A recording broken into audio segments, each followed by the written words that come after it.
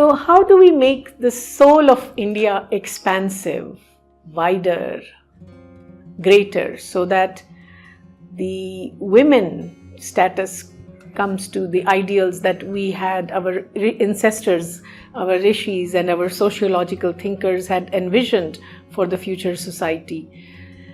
We have to go back to the idea of a sense of what Indian cultural view was of what is a human being.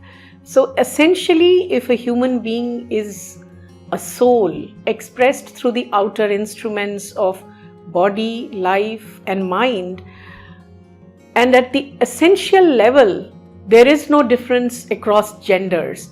We have to go back to this ideal and use this as the basis, as the starting point for formulating all kinds of policies, all kinds of patterns of thinking regarding the status of girls and women in the society, whether it is in the field of education or in social sphere, things like freedom, liberty to live freely.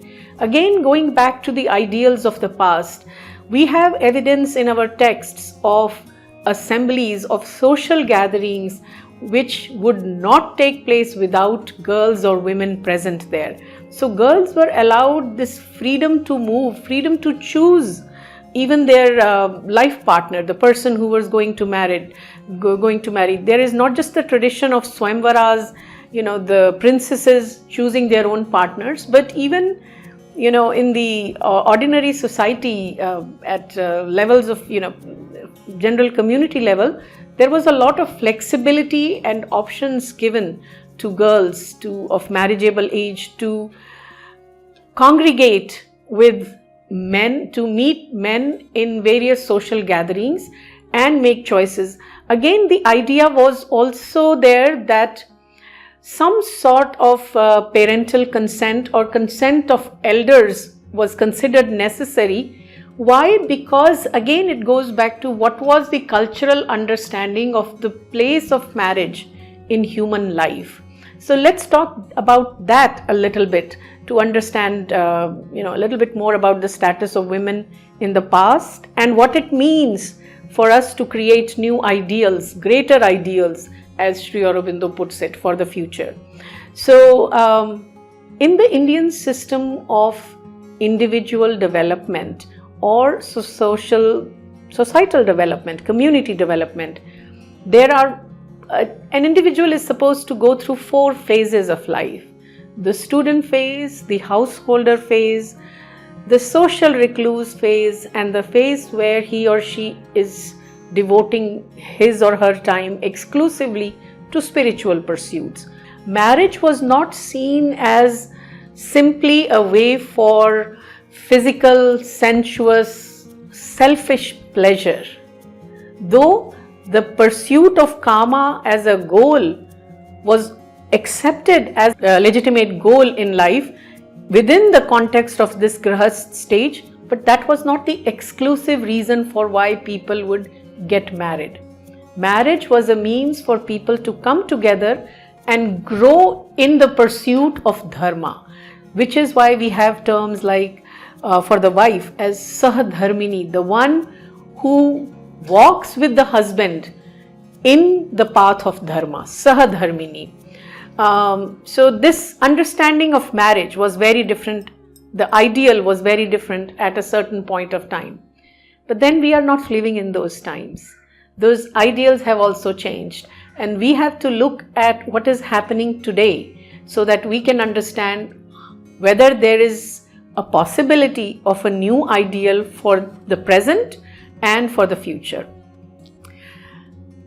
As time progressed, from the Vedic to later Vedic to the age of epics, Ramayana, Mahabharata, and the Puranic age, if that's the way we understand the inner history of India.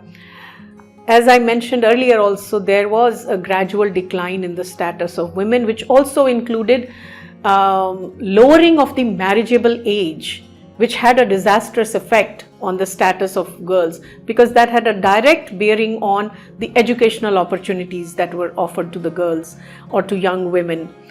Be that as it may, as the decline continued and it became worse and worse with the growing invasions, as culture, as society went more into the self-preservation mode. As was mentioned before, women were the first to be disgraced. A lot of opportunities were taken away. A lot of freedom was taken away from the women. But the time is now to go back to the core, the essential aspect of what it means to be a human being. The true inmost being, the soul, that can blossom only in full freedom. So any measure, any social practice that takes away or denies full freedom to an individual is a practice based out of ignorance, based in falsehood, and has to be rethought, maybe removed, has to be totally eradicated or reformed, so that the individual will have full freedom to blossom.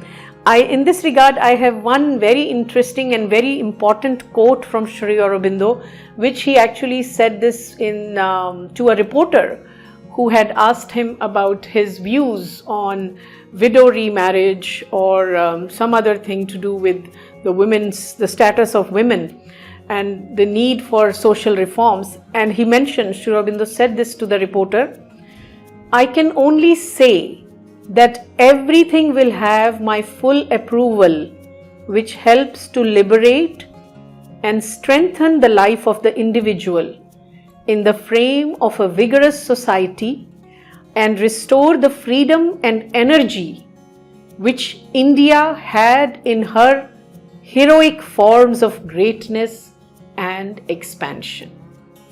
Thank you.